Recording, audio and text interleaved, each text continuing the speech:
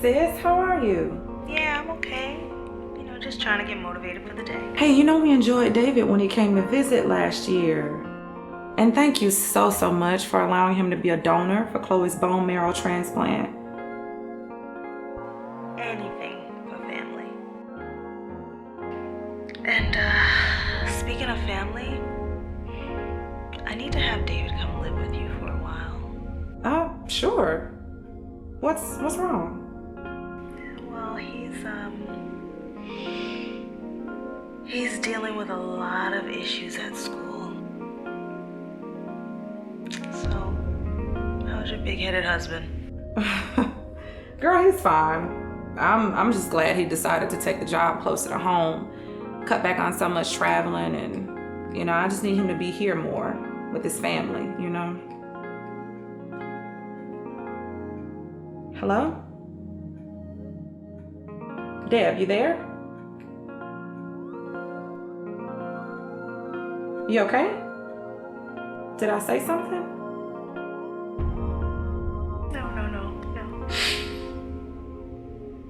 You're fine. It's just been really difficult with him not being here since he's passed. And raising David by myself.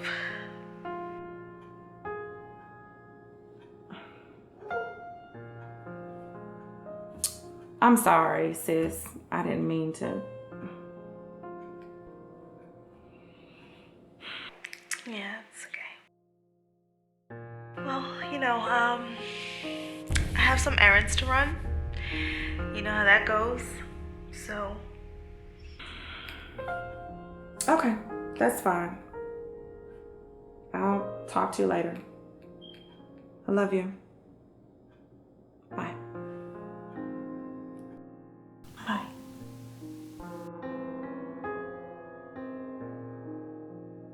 My name is David. I think I'm a good kid. I get decent grades. I love to write, draw, anything creative. So, why am I here like I'm in trouble? Well, my mom says she's scared for me, that I need to be in a safer place, I guess. So, she sent me away to live with my Aunt Lola and Uncle Hilton for a while. I like them. They're cool. At least I get to see my little cousin Chloe again. I have fun with her. It's her innocence. She always makes me laugh. She's been sick. She's been dealing with leukemia off and on. But she still sees the beauty in life. I could learn a lot from my little cousin. Like how to be tough when you feel like you just want to lie down and die. Life has dealt us our cards. It's rather strange how our lives have intersected at this point in time. She's in a physical battle for her life, and I'm in an emotional battle to want to end mine.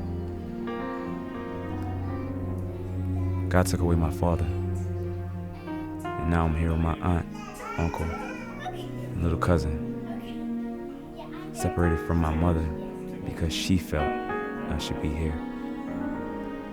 Now, I feel like I'm losing my mother to space and time.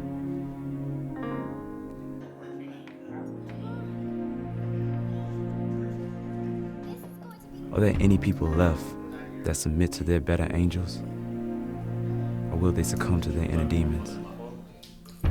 Will I submit to my better angels? Or will I succumb to my inner demons? I don't quite know the answer to those questions. But maybe some way, somehow, you can understand how cruel words and actions can hurt the innermost part of us. Well, I gotta go. Uncle Hilton is taking us out for ice cream. Signing out.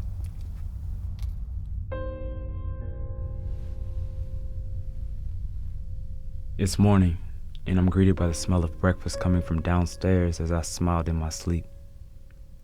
I'm in my old bed, my old room, in my old house. Every day like clockwork, I will feel the warm embrace of my mother and the assurances that each day would bring sunnier skies. My mother was always the optimist. God bless her. I would give her her stage, and I was her audience. Although I knew it was curtains for me at school, a sudden rush-like fever consumed me as I awakened by the annoying sound of the alarm clock, and I realized I'm not in my old bed, my old room, or my old house. How quickly dreams can turn into nightmares. This is my first day at the new school. Everything feels so disoriented. I remember the last time I was here at my aunt's home. I set the clock early because we were leaving to the hospital for Chloe's bone marrow transplant a year earlier. Chloe is my little cousin, and I was a perfect match, a perfect donor for her bone marrow transplant. I was so weak after that experience. I was in bed for like 3 days. I'm happy I did the right thing though. I know my cousin is all better for it. But I can't help feel that I should be there for my mother, especially ever since Dad passed away. I know she needs me right now. I'm so sad for her losing Dad, and now me at the same time. But I guess she's doing what she feels is best for me. Just before I got on the plane, she said in a whimpering voice, "I love you, and try to make new friends at the school." There's nothing like a mother's love. In the distance, I hear my aunt in the next room trying to wake up my cousin for school. Her cancer medication makes her really sleepy and tired sometimes. Bless her heart. My uncle already left for work. I heard the garage door open this morning as I was getting ready. It reminded me of my dad. When he would leave early in the morning, the scent of his cologne would fill the rooms. A masculine reminder for an impressionable boy who looked up to his father like a superhero.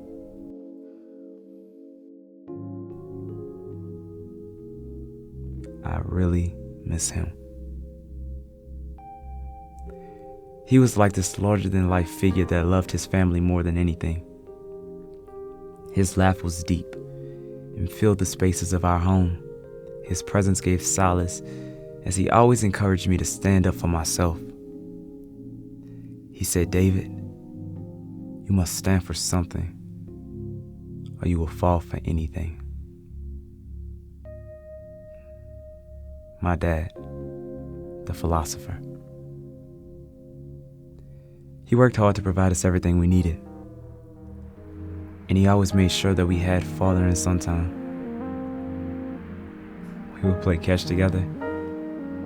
He'd teach me how to fix something in the house, and also share the ways a gentleman should woo a girl like he did my mom. All the fatherly things some boys don't get to experience. At least I got to be with my father, even for a time. Well, I have to get ready for school. I can't believe this is my senior year already, and I'm ready to take my SATs. I want to get into a good college with an arts program, so I hope I do well this year and make honor roll again. Dad, it won't be the same not having you here. When I would bring home my report card, it was like the proudest moments I gave you. Maybe Mom can put it on your grave. That would make me smile. And I hope to continue to make you proud. Wishing I can hold you now, your son. Signing out, David.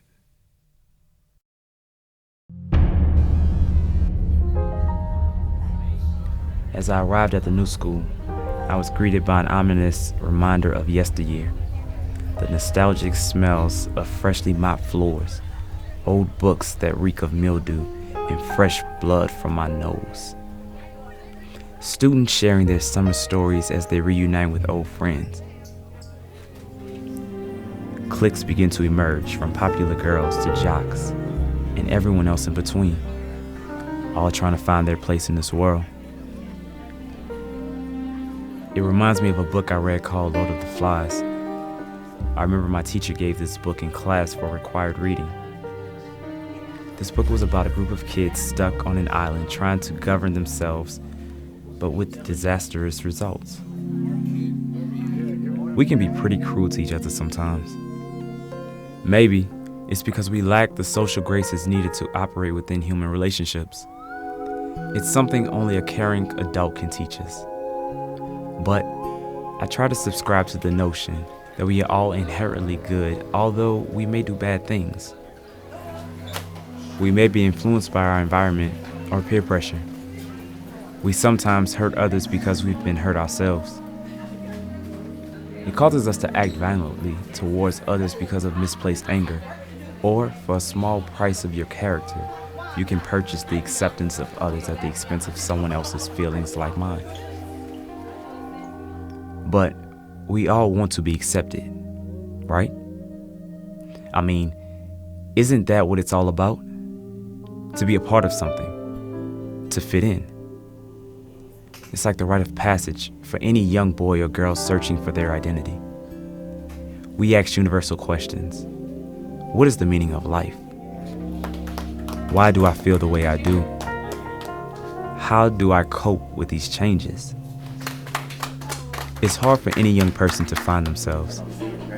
The only clear direction in life is experience. We can choose to have others drive for us or take control of the wheel somehow. Walking down the school's hallway, I remember seeing a poster on the wall that said, "Today is the first day of the rest of your life." I remember thinking, is it? I asked myself, have I become too cynical and less positive?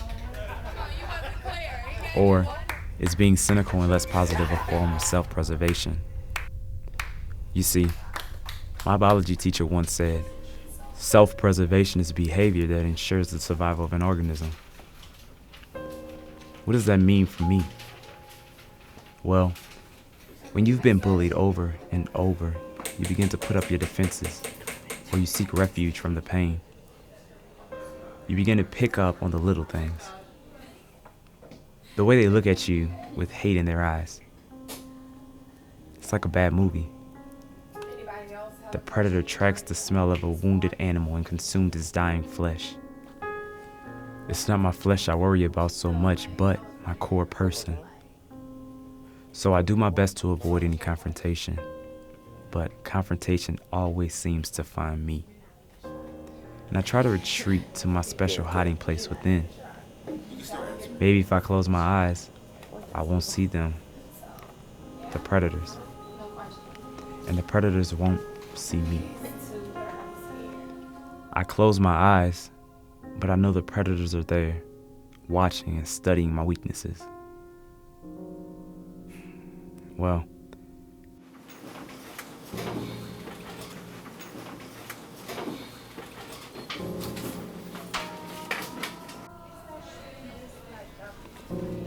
I read somewhere that society places us in status groups based on our characteristics, that we are all placed into groups based on our race, ethnicity, sexual orientation, and physical attractiveness, to name a few.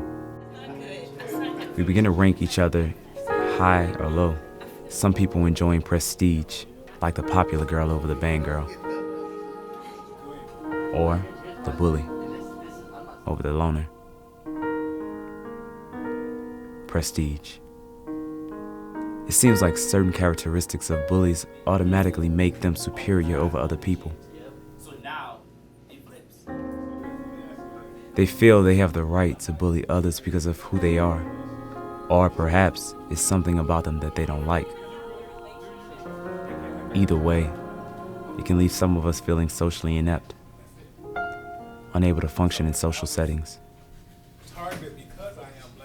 There are too many on my list to where I don't know where to begin. When you're a victim of bullying and you look at yourself in the mirror, you may see the physical remains of all the encounters, but what you don't see are the emotional scars. We carry those emotional scars with us through every part of our life. For me, it has affected many aspects of my core person. I feel like my health and mental state has suffered as a result of the bullying. How I view the world in terms of relationships with people is affected. My self-esteem is almost non-existent. I don't feel good about myself. Therefore, a lot of areas in my life have suffered. Perhaps, if I had a good friend to talk to, it would make me feel better and not so insecure.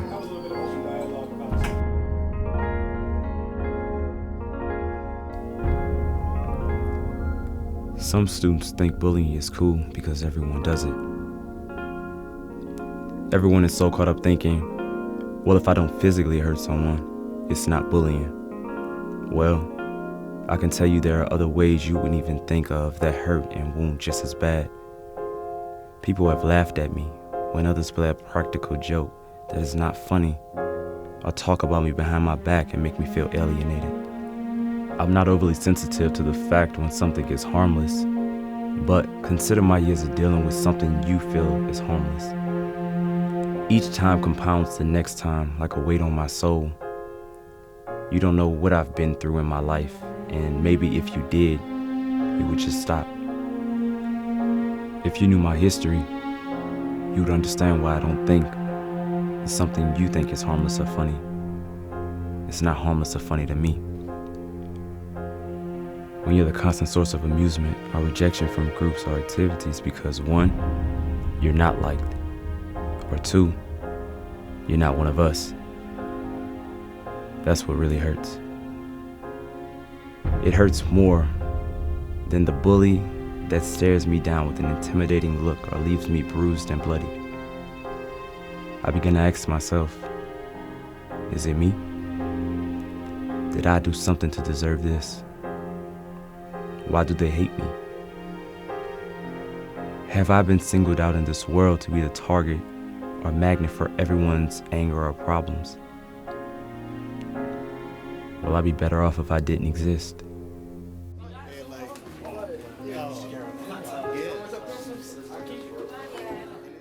Acting is an interesting concept when you think about it. It allows us to be a different person and play a character. Be somebody else for a change. It provides an emotional escape from reality where you can put that character's vulnerabilities on stage. But that's the funny thing. In order for that character to come alive, you have to draw from your personal experiences. Or else, it's like a puppet without its puppet master. The puppet is lifeless. Sometimes, it can be painful searching for something deep or empowering when you're facing your antagonist. In my case, I can say and do things I could never imagine doing when I'm in character because it's all in the spirit of acting. Sometimes my life plays out unknowingly on stage, and I'm analyzed and exposed for who I really am. A weak person trying to live vicariously through someone else's story. It can be a gamble at times, but I'm willing to place my bet because the truth is, it hurts playing me. But in this class, I can be whoever I want to be, and I don't have to worry about what anyone says. To forget is the greatest feeling in the world. I seriously don't know the last time I smiled and laughed. I hate that class can't be longer. It's like waking up from a good dream to face the realities of life. I can live in this world where acting is my sanctuary, and I completely disappear where only a shell remains. It seemed like you was going through something today, man. Yeah, those guys were picking on me. I kind of can see that, but the thing about a class like this, it's all about empowering you. And I saw you make a move in there. I saw you make a transition. People are only as powerful as you allow them to be. You feel me? So we have to take our power back. They say the test of a good actor on stage is to play the role so well that you no longer see the actor, but the character. The actor is so good in their performance that they let the audience see what they want them to see, and you quickly forget the character you've played before. Some roles can be painful. It's like opening up an old wound and reliving something from your past. My teacher tells me in order to grow as an actor, you have to face your fears sometimes. You have to stare your fears in the face and say, this is what I'm going to do. Don't let fear overcome you, but let it be the motivation to see what you're capable of. Greatness. It's hard to see that for myself, and even harder to accept what others may see in you. I thank my teacher nonetheless. You know, I should write a script about my life. I wonder who would play my character, or play the bystander's role, or play the bully's role. This may be just a story to you, but for me, it's very real. Would you take the role? Well, signing out until tomorrow. Maybe that will be the day I can meet a new friend.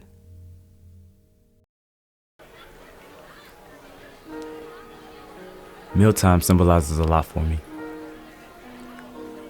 It's the time for family to sit around the table, share their events of the day, and enjoy a meal. It's the one thing that can bring strangers together.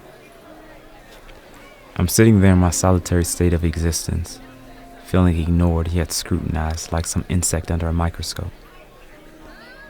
It's like being in a room full of people and the lights go black. I mean, total blackness. Total isolation. Suddenly, a blinding light hits me. I realize it's a spotlight, and the spotlight is on me. Don't know which feels worse, being ignored or being scrutinized like an insect under a microscope. Bullies always seem to know where to find me. I get so tired of being picked on, but it has become a common thing for me. You almost begin to expect it and get used to it. I just look down at my tray, wishing for it to end as always. Seconds turn to minutes. I'm wishing for them to finish doing whatever so I can have some peace. But the more I ignore them, it makes them even more determined to mess with me. It's like they sense my frustration. At that moment, I just want to yell and scream, but fear literally overwhelms me. Does it overwhelm you? Fear feels like a bad nightmare. You are frozen. You can't move. You can't speak.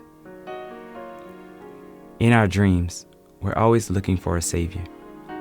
Someone to remove the ropes off you before the train comes, or someone to step in and fight the monster. I don't need someone to fight my battles. What I really want are friends. I don't need people to take pity on me, but people who want to get to know who I am. I'm a person just like them. Sit with me, talk with me, share a laugh or two. Stuff normal people do. I just want to be a normal teenager like everybody else. Will you sit with me and have a conversation? Or are you scared of what others may think when you socialize with me? Sometimes we can do extraordinary things when we are brave. We don't have to follow social norms that isolate us. We don't have to be cool to be accepted. You see, I've been dealing with post-traumatic stress disorder, or PTSD, for a while now. I'm already seeking treatment, but my doctor says I might need drugs for symptoms of traumatic flashbacks. Trying to avoid thinking and talking about those events and my self-destructive behavior. I don't think I'm out of control, but both my mom and doctor feel I need medicinal help. I'm getting worse, they say. I don't like taking drugs like my little cousin Chloe, even if it will save my life. My mom would tell me that I'm not the one with the problem. It's the world, she would say. Every time there was a problem at school, she would make her way up there. The principal would say to my mom that they have everything under control. Unfortunately, my mom's concern in being proactive rather than reactive whenever there was a problem didn't help anything where the bully was concerned. Every time the principal talked to the bully, I'd know it. The bully would look meaner. His eyes would penetrate my soul even deeper. The bully's eyes and demeanor conveyed the message, "I'll get you after school for getting me in trouble." I can't tell you how many times I pretended to be sick so I wouldn't have to go to school. But how many meetings will it take for people to finally take notice? Lola Todd. Nice to meet you, Miss Todd. David. Good morning.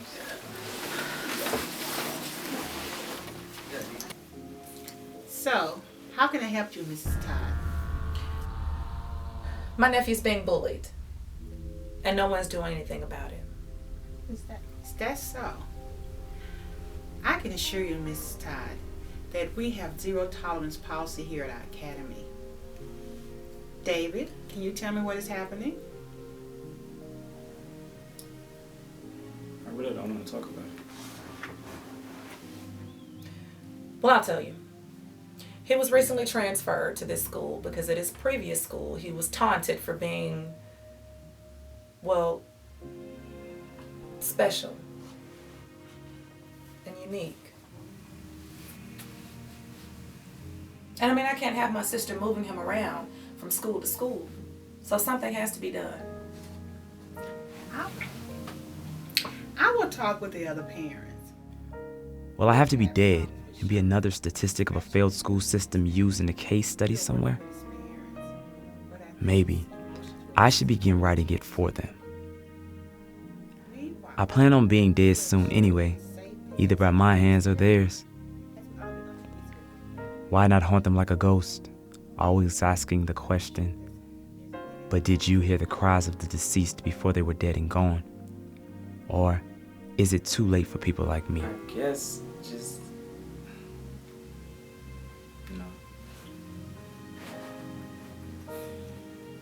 Please do not hesitate to reach out to me. My door is always open.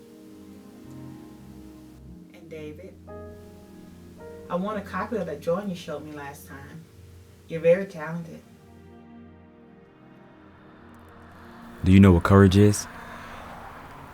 It means to have the mental or moral strength to venture, persevere, and withstand danger, fear, or difficulty. I've often struggled with this because I'm not a courageous person. When you are faced with your Goliath of sorts, you don't always feel that a slingshot and rock will work. I'm a tormented soul looking for an exit from this pain. There isn't a day that goes by that I don't think about killing myself. Yeah, I've heard sermons about what happens if you commit suicide. But right now, I don't even care. I've lost faith in so many things in life. I can't begin to tell you how many times I've cried as I stared into the face of debt. I always think about a decrepit old man in a robe that would take me across to the other side in his boat, from like in the movies. Instead of asking for coins, the old man would ask for my soul, or what's left of it, for a ride to the other side. The water is murky, and I wonder if there's any living thing in the dark water. As I step into the boat makes a creaky sound. The old man smiles.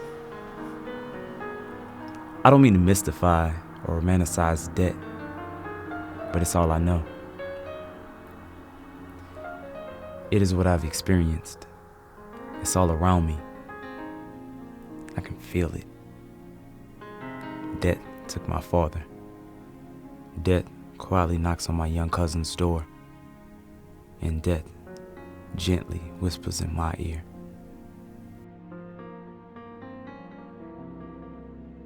Tell me what one of these romance languages is. Does anyone know?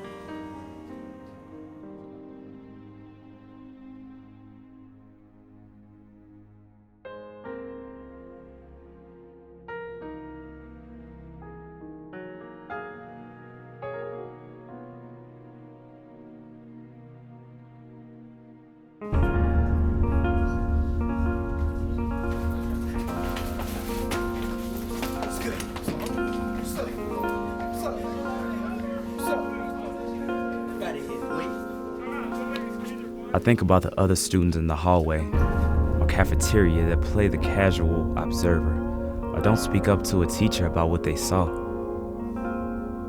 But could we young people make the change? Instead of school superintendents, principals, or teachers always telling us what we should do, we can make the right choices. Maybe we need to see more acts of bravery. We need to feel and know it's okay or cool to do the right thing. I'm only one person, but I'm sure there are many stories like mine out there left untold until it's too late. But for the bullies in my life, I leave this with you. Do not fear courage.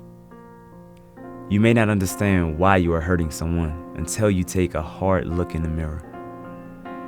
My therapist tells me we sometimes act out unconsciously because we are trying to fill a void, or we may have some deep, distorted view on life because of our environment. But I am hopeful.